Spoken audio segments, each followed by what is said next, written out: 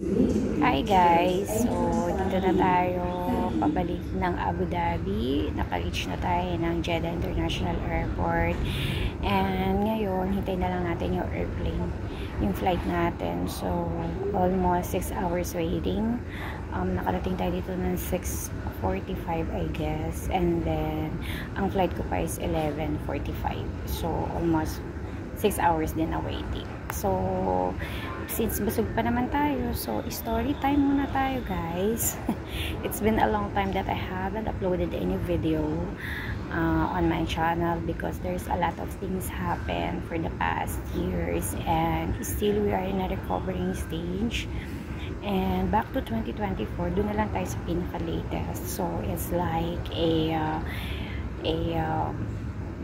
pelikula na napapanood mo and nangyari sa buhay ko, yung umuwi ka ng biglaan dahil nawala na yung asawa mo. Yes po, namatay yung asawa ko unexpectedly at the age of 52 years old. So parang pelikula siya na that time na kailangan ako ng anak ko is hindi niya ako makontak for some reasons, I don't know.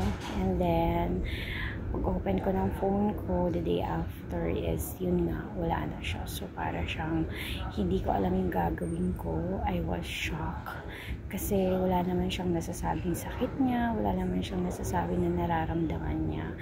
So parang ang last conversation namin was kung ano yung ipuput up namin yung next business, kasi nga ang dati namin business is restaurant and parang sumuko na siya doon sa pag-aasikaso sa mga tao kasi sobrang hirap din naman kasi talaga ng pagkakaroon ng isang restaurant business. Unang-una yung tao mo, yung mga orders ng mga customers mo, kailangan same yung quality, yung kung ano yung deliciousness na nakuha nila doon is dapat same din. And syempre kailangan mo ng manpower.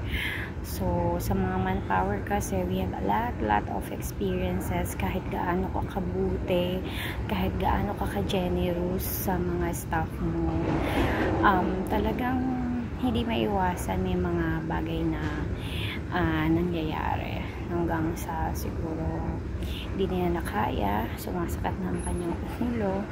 So he decided to stop that business. So for the last quarter I guess of 2023 is naghanap-hanap pa siya ng mga customer, parang by orders na dati kasi meron pa kaming dine-in but ginawa na lang niyang by order. Pero nakakapagod talaga kasi ang restaurant kailangan mo din talaga siyang tutukan mula umpisa, pamimili hanggang pagpe-prepare, pagluluto, pagde-deliver, lahat kailangan mo siyang receiving orders and all, kailangan mo siyang asikasuhin.